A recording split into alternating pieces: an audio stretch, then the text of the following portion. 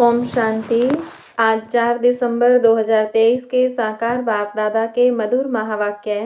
बाबा ने कहा, मीठे बच्चे, सतगुरु का सहज वशीकरण मंत्र तुम्हें मिला हुआ है कि चुप रहकर मामेकम याद करो। यही माया को अधीन करने का महामंत्र है। प्रश्न, शिव बाबा ही सबसे भोला ग्राहक है, कैसे?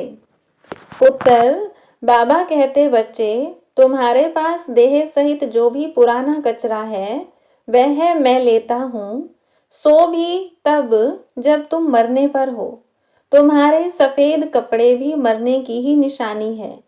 तुम अभी बाप पर बलि चढ़ते हो। बाप फिर 21 जन्मों के लिए तुम्हें माला माल कर देते हैं। भक्ति मार्ग में भी बाप सबकी मनोकामनाएं पूर्ण करते हैं।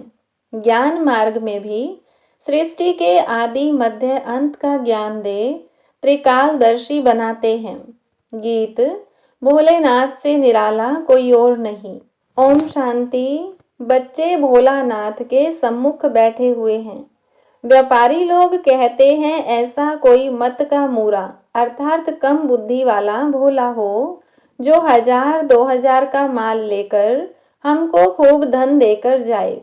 हे भगवान, हमको ऐसा ग्राहक मिला हो। अब भोलानाथ बाप आकर बच्चों को आदि मध्य अंत का राज समझाए त्रिकालदर्शी बना रहे हैं। मेरे जैसा ग्राहक तुमको कभी मिल सकता है? तुम उनको अर्पण करते हो, भक्ति मार्ग में बहुत महिमा करते हो। भोलानाथ की महिमा होती है, तुम मात पिता हम बालक तेरे। वह आकर राजयोग सिखलाते हैं, राजाई देते हैं। बाप को कहते हैं, यह जो पुराना कचरा है वह हम आपके ऊपर बलि चढ़ाते हैं। आप हमको 21 जन्मों के लिए माला माल करते हो। सर्राफ होते हैं ना, मट्टा सट्टा करते हैं, कमीशन लेते हैं। यह भी कहते हैं, कचरा जो भी है देह सहित वह सब तुम्हारा लेता हूँ जब तुम मरने पर हो। यहाँ तुम ब्रह्मा कुमारियों के कपड़े भी सफ़ेद हैं, जैसे कि तुम मरे पड़े हो। मरने वाले पर हमेशा सफ़ेद चादर डालते हैं, कोई भी दाग न हो। इस समय सबको माया का काला दाग लग गया है। इसको ही राहु का ग्रहण कहा जाता है। चंद्रमा पर भी ग्रहण लगने से काला हो जाता है ना, तो यह माया का ग्रहण भी सारे विश्व को काला कर देता है। इसमें तत्व आदि सब आ जाते हैं। बाप बैठ समझाते हैं, यह तुम्हारा राजयोग है। राजयोग से स्वर्ग में राजाई प्राप्त करनी है। तुम राजाओं का राजा बनते हो। नारायणी नशा रहता है। नर से नारायण बनते हैं। लक्ष्मी नारायण का राज्य होता ही है सतयुग में, तो जरूर मुझे अंत में आना पड़े। यह समय है भक्ति मार्ग का। भक्ति मार्ग में दर दर माथा टेकते धक्का खाते रहते हैं। भक्तों का रखवाला है भगवान, भक्ति का फल आकर देते हैं। सब भगत तो हैं, परंतु सबको एक जैसा फल नहीं मिलता है। कोई को साक्षात्कार होता है, कोई को पुत्र मिलता है अल्पकाल के लिए। किस्म किस्म की मनोकामनाएं पूरी करता हूँ। दुनिया में यह किसको पता नहीं कि भगवान आया हुआ है राजयोग सिखलाने। समझते हैं वह द्वापर में आया तब राजयोग सिखाया होगा, फिर वहां नर से नारायण कैसे बनेंगे? अभी ही बाप तुम्हें राजयोग सिखलाकर राजाओं का राजा बनाते हैं। यहाँ तो तुम्हें सिर्फ चुप रहना है। मन मनाभव यही सतगुरु का सहज वशीकरण मंत्र है। इस मंत्र में बहुत आमदनी है। यह माया को अपने अधीन करने का मंत्र है। माया जीत जगत जीत। भक्ति मार्ग वालों का है मन जीते जगत जीत। इसके लिए वह हठ योग आदि करते हैं, सो भी जगत जीत बनने के लिए नहीं करते हैं। वह तो मुक्ति के लिए करते हैं। बाप आकर कहते हैं, बच्चे देह सहित सर्वधर्मानि परित्यज्य मामेकम याद करो। मैं फलाने धर्म का हूँ, फलाना हूँ, यह सब बातें छोड़ अपने को आत्मा समझ मामेकम याद करो। बस मैं जो मत दे रहा हूँ उस पर चलो। बाकी अब तक जो अनेक मतों पर चलते आए उन सब की मत छोड़नी पड़े तो तुम्हारा ज्ञान बिल्कुल नया हो गया। समझते हैं इन्हों की बातें तो नई हैं। तुम बच्चे जब किसी को भी समझाते हो तो पहले उनकी नब्ज देखनी है। सबके सामने एक जैसी बात नहीं करनी है। मनुष्यों की है अनेक मतें, तुम्हारी है एक मत, परंतु नंबरवार। जो अच्छा योग में रहते हैं, धारणा करते हैं, वह जरूर अच्छा समझाएंगे। कम धारणा वाले कम समझाएंगे। कोई भी हो, उनको एक ही सिंपल बात बताओ। भलग्रस्त व्यवहार में रहते रहो, परंतु कमल फूल समान। तुमको मालूम है, कमल के फूल को बाल बच्चे बहुत होते हैं और मिसाल भी उनका ही दिया जाता है। बाप को भी बाल बच्चे तो बहुत हैं। कमल का फूल खुद पानी के ऊपर रहता है, बाकी बाल बच्चे नीचे रहते हैं। यह मिसाल अच्छा है। बाबा कहते हैं ग्रस्त व्यवहार में रहो, परंतु पवित्र रहो। यह बात हो गई पवित्रता पर। सो भी इस अंतिम जीवन के लिए पवित्र रह मामेकम याद करो। रचना की पालना भी जरूर करनी है, नहीं तो हठ योग हो जाएगा। दुनिया में पवित्र तो बहुत रहते हैं। बाल ब्रह्मचारी तो भीष्म पितामह मिसल हो गया। अच्छा बाल ब्रह्मचारी वह है जो स्त्री पुरुष दोनों इकट्ठे रह पवित्र रहें। गंधर्वी विवाह की चर्चा तो शास्त्रों में भी है, परंतु कोई जानते नहीं है। यह तो बाप ही समझाते हैं। बाबा कहते हैं, बच्चे अब काम चिता के बदले दोनों ज्ञान चिता का हथियाला बांधो। कैसा अच्छा काम तुम ब्राह्मण करते हो। प्रतिज्ञा करनी है पवित्र रहने की। एक दो को सावधान करते तुम दोनों स्वर्ग में चले जाएंगे। यहाँ तुम इकट्ठे पवित्र रहकर दिखाते हो, इसीलिए तुम बड़ा उच्च पद ले सकते हो। मिसाल दिया जाएगा ना। ज्ञान चिता पर बैठ स्वर्ग में जाकर उच्च पद पाते हो। इसमें हिम्मत है बड़ी। अगर पक्के हो चलते रहो तो पद बहुत ऊंच है। फिर सर्विस पर भी मदार है। जो बहुत सर्विस करेंगे, प्रजा बनाएंगे, वह पद भी अच्छा पाएंगे। बाबा मम्मा से भी ऊंच चला जाना चाहिए, परंतु जैसे बाबा कहते हैं वह दोनों क्रिश्चियन अगर आपस में मिल जाएं तो विश्व के मालिक बन जाएं। ऐसे जोड़ा कोई निकले जो माँ बाप से ऊंच हो जाए, सो है नहीं। जगत अम्बा जगत पिता ही नामी ग्रामी है। इन जैसी सर्विस कर नहीं सकेंगे।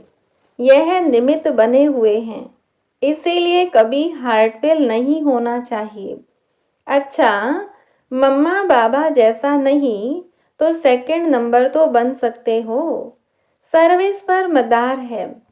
प्रजा और वारिस बनाने हैं तो यह अपनी बातें हैं नई। नई दुनिया रचने के लिए जरूर बाप को आना पड़े। वही रचयिता है। वह तो कह देते हैं परमात्मा नाम रूप से न्यारा है, परंतु ऐसा है नहीं। उनका भी कोई दोष नहीं।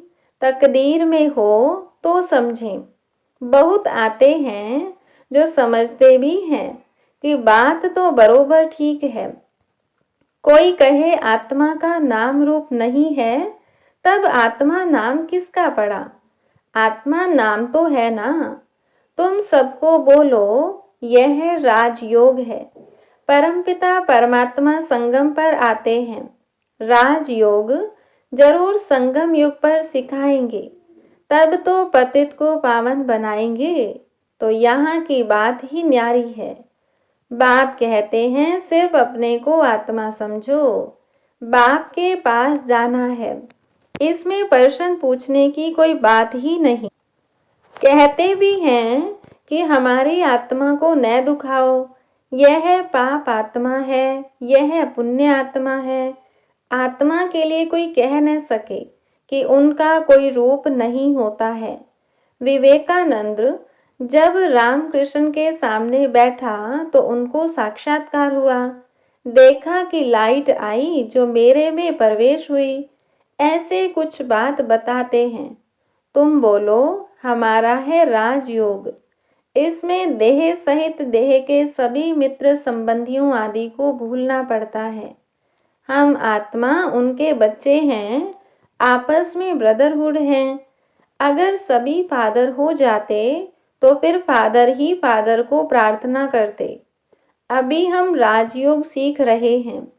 यह है राजाओं का राजा बनने का योग। अभी तो राजाई है नहीं, तो समझाना है हम शांति में रहकर सिर्फ शिव बाबा को याद करते हैं। अपने को शरीर से न्यारा समझते हैं। आत्मा कहती है मैं एक शरीर छोड़ दूसरा लेती हूँ, तो नॉलेज का संस्कार आत्मा में रहता है ना। अच्छा व बुरा संस्कार आत्मा में है।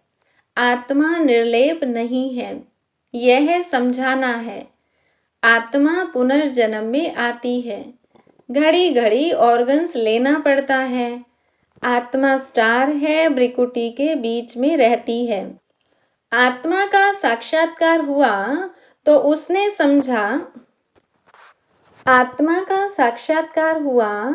उसने समझा इनमें इतनी ताकत है जो मुझे आत्मा का साक्षात्कार कराया। अब आत्मा तो भ्रिकुटी के बीच में रहती है।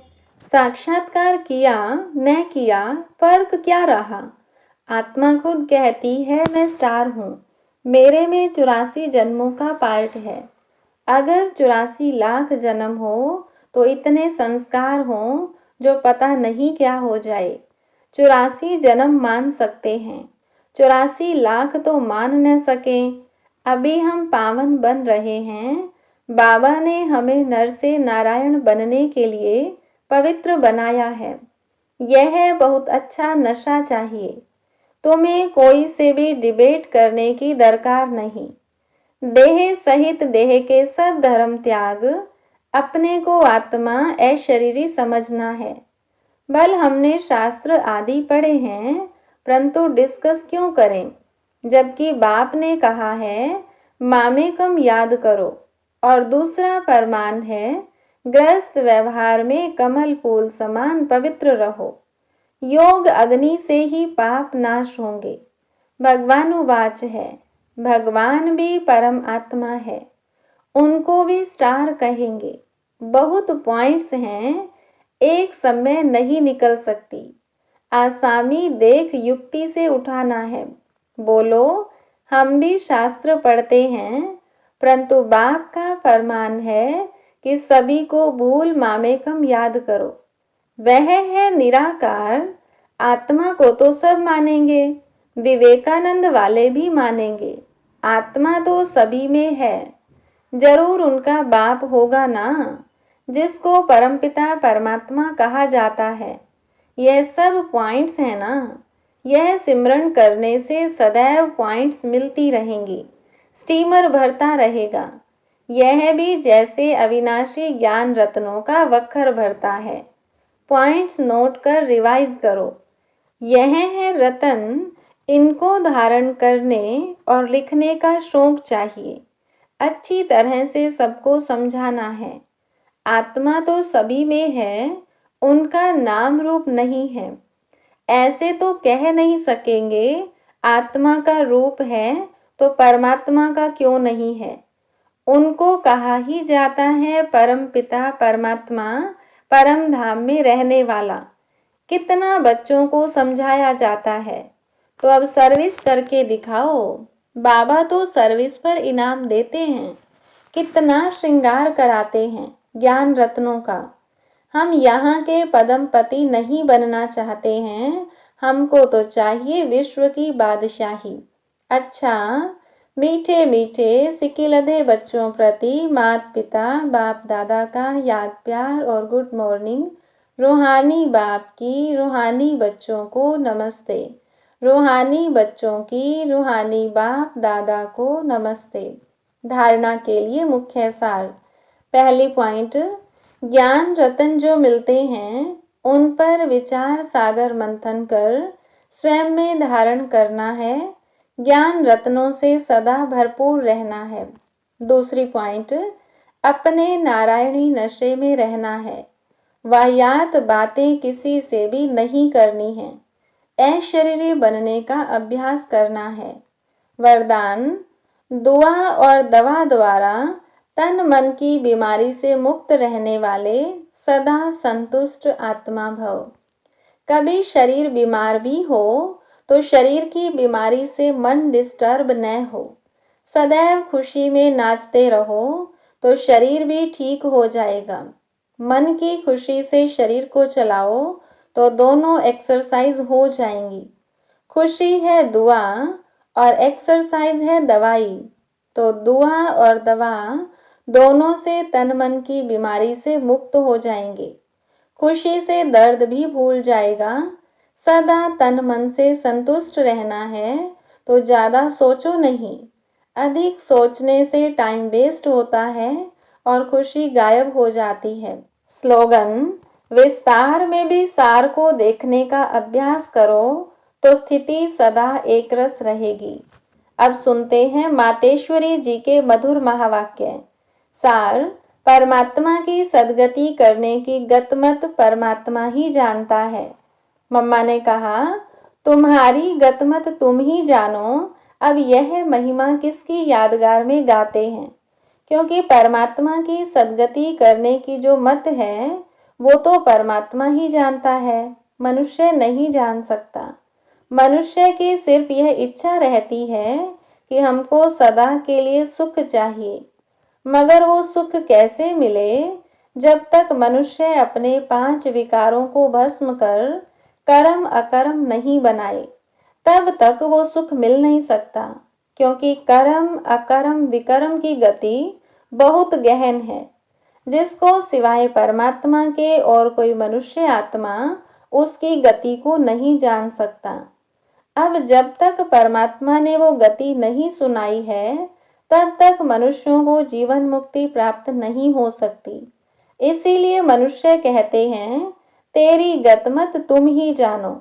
इनकी सद्गति करने की मत वो परमात्मा के पास है। कैसे कर्मों को अकर्म बनाना है यह शिक्षा देना परमात्मा का काम है। बाकी मनुष्यों को तो यह ज्ञान नहीं, जिस कारण वो उल्टा कार्य करते रहते हैं। अब मनुष्य का पहला फर्ज है अपने कर्मों को सुधारना, तब ही मनुष्य जीवन का पूरा लाभ उठा सकेंगे। अच्छा, ओम शांति।